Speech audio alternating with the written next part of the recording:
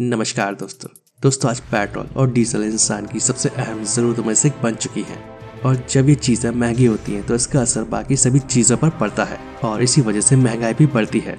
और अब तो देश में पेट्रोल के दाम 120 रुपए के आसपास पहुंच गए हैं। दिल्ली में पेट्रोल की कीमत करीब 102 रुपए और राजस्थान के गंगानगर में पेट्रोल की कीमत करीब 118 रुपए लीटर है। और भारत में पेट्रोल डीजल की इतनी ऊंची कीमतों के बाद भी पड़ोसी देशों जैसे कि नेपाल, बांग्लादेश और भूटान में पेट्रोल की कीमत भारत के मुकाबले काफी कम है।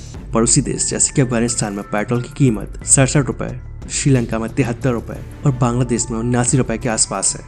और एक कंडीशन तब है जब इनमें से अधिकतर देश पेट्रोल भारत से ही खरीदते हैं। तो ऐसे में तो ये सवाल उठना बनता है कि हम से ही पेट्रोल डीजल खरीदने के बाद भी हमारे पड़ोसी देश अपनी जनता को सस्ता पेट्रोल और डीजल उपलब्ध कैसे करा रहे हैं। सबसे पहले आपको बता दूं कि भारत तेल रिफाइनिंग के मामले में दुनिया के टॉप देशों में गिना जाता है। और भारत सिर्फ अपने पड़ोसी देशों को ही नहीं बल्कि दुनिया के करीब 106 देशों को तेल एक्सपोर्ट करता है। यहाँ तक कि जिन मध्य पूर्व के देशों को तेल का खजाना माना जाता है उनके यहाँ भी भारत तेल एक्सपोर्ट करता है। इन देशों से कच्चा तेल यानी कि क्रूड ऑयल लाकर भारत में उसकी रिफाइनिंग की जाती है और इसके बाद इन्हीं देशों को तेल एक्सपोर्ट कर दिया जाता है। और पॉसिबिलिटी तो इस बात की भी है जब आप लंदन या जर्मनी में अपनी कार में पेट्रोल भरवा रहे हो तो वो भी भारत से ही रिफाइन करके इन देशों को भेजा गया हो। दोस्तों रिफाइनिंग के क्षेत्र में भारत को दुनिया का सुपर पावर देश भी कहा जा सकता है। हीरे और आभूषण के बाद भारत से सबसे ज्यादा एक्सपोर्ट की जाने वाली चीज पेट्रो प्रोडक्ट है और इस फील्ड से भारत की अच्छी खासी इनकम होती है और ये फील्ड देश के लाखों कामगारों को स्थायी रोजगार उपलब्ध कराती है। तो ये बात तो अब आप समझ गए होंगे कि भारत दूसरे देशों को तेल एक्सपोर्ट कैसे करता है। पहले भारत दूसरे देशों से कच्चा तेल खरीदता है, उसे रिफाइन करता है और फिर दूसरे देशों को बेच देता है। दोस्तों भारत में पेट्रोल और डीजल की कीमतें ज्यादा होने का एक बड़ा कारण है इन पर लगने वाला भारी टैक्स। जैसे अगर आप दिल्ली में 100 रुपए का पेट्रोल खरीदते हैं तो इसमें टैक्स का हिस्सा करीब 45 रुपए 30 पैसे होता है और इसमें से 29 रुपए सेंट्रल टैक्स और 16 रुपए 30 पैसे राज्य सरकार का टैक्स शामिल है।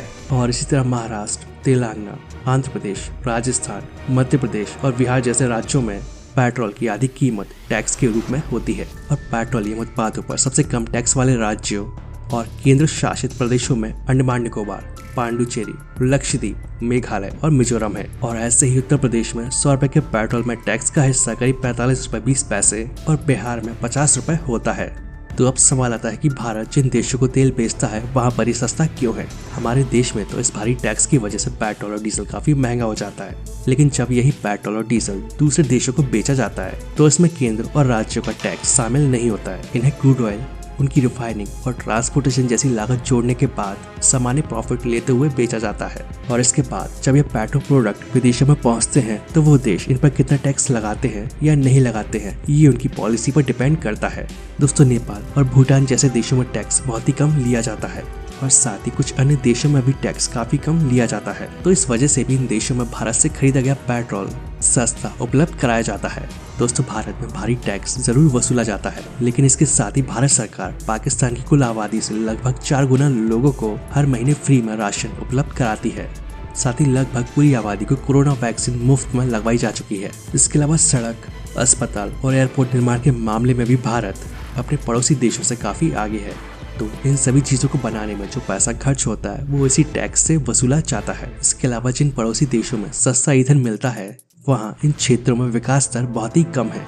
इसके अलावा दोस्तों भारत अपनी पॉलिसी की वजह से भी पड़ोसी देशों को सस्ता पेट्रोल डीजल उपलब्ध कराता है, क्योंकि अगर भारत ये सहायता नहीं करेगा तो पड़ोसी देश चीन को अपने पैर पसारने का मौका मिल जाएगा। और सुरक्षा कारणों की वजह से भी हमेशा भारत एक पॉलिसी के तहत पड़ोसी देशों की सहायता करता है जिससे कोई भी भारत विरोधी तत्व उसका गलत इस्तेमाल ना कर सके।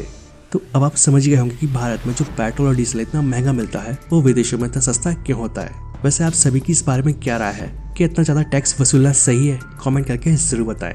और वीडियो पसंद आए तो इस वीडियो को लाइक और अपने दोस्तों के साथ शेयर करना ना भूलें। तो आज के लिए बस इतना ही, मिलते हैं नेक्स्ट वीडियो में। जय हिंद, जय भारत, वंदे मातरम।